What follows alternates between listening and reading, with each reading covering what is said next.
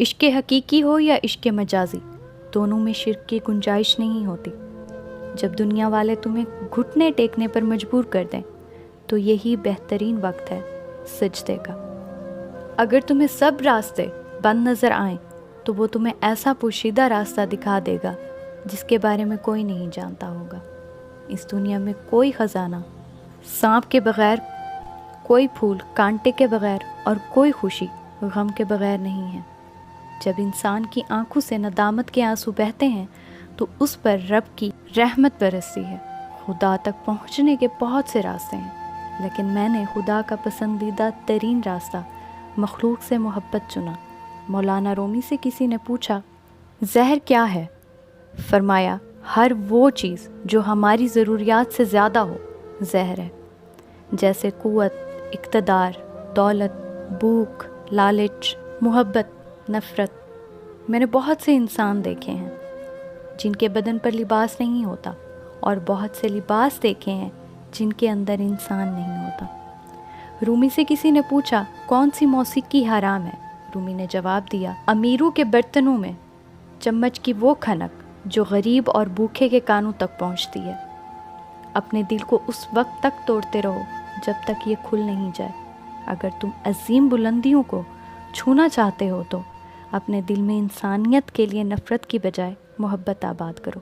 بڑی مبارک ہے وہ آنکھ جو اس اللہ کے لیے روتی ہے، اور بہت مبارک ہے وہ دل جو اس کی خاطر جل بھن رہا ہے۔ شریف آدمی وہ ہے کہ اگر کوئی اس کو تکلیف پہنچائے تو وہ رنجیدہ نہ ہو۔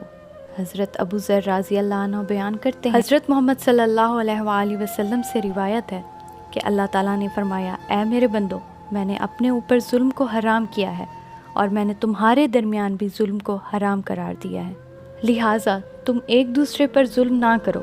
اے میرے بندو، تم سب گمراہ ہو سوائے اس کے جسے میں ہدایت دوں، سو تم مجھ سے ہدایت طلب کرو، میں تمہیں ہدایت دوں گا۔ اے میرے بندو، تم سب بھوکے ہو سوائے اس کے جسے میں کھانا کھلاؤں، بس تم مجھ سے کھانا طلب کرو، میں تمہیں کھلاؤں گا۔ اے میرے بندو، تم سب بے لباس ہو سوائے اس کے جسے میں لباس پہناؤں، لہٰذا تم مجھ سے لباس مانگو، میں تمہیں لباس پہناؤں گا۔ اے میرے بندو، تم سب دن رات گناہ کرتے ہو، اور میں تمام گناہوں کو بخشتا ہوں، تم مجھ سے بخشش طلب کرو، میں تمہیں بخش دوں گا۔ اے میرے بندو، تم کسی نقصان کے مالک نہیں ہو کہ مجھے نقصان پہنچا سکو، اور تم کسی نفع کے مالک نہیں کہ مجھے نفع پہنچا سکو۔ اے میرے بندو، اگر تمہارے اول اور آخر، اور تمہارے انسان اور جن تم میں سے سب سے زیادہ متقی شخص کی طرح ہو جائیں تو میری بادشاہت میں کچھ اضافہ نہیں کر سکتے۔ اور اے میرے بندو، اگر تمہارے اول اور آخر اور تمہارے انسان اور جن تم میں سے سب سے زیادہ بدکار شخص کی طرح ہو جائیں تو میری بادشاہت سے کوئی چیز کم نہیں کر سکتے۔ اور اے میرے بندو، اگر تمہارے اول اور آخر اور تمہارے انسان اور جن کسی ایک جگہ کھڑے ہو کر مجھ سے سوال کریں اور میں ہر انسان کا سوال پورا کر دوں، تو جو کچھ میرے پاس ہے اس سے صرف اتنا کم ہوگا جس طرح سوئی کو سمندر میں ڈال کر نکالنے سے اس میں کمی ہوتی ہے۔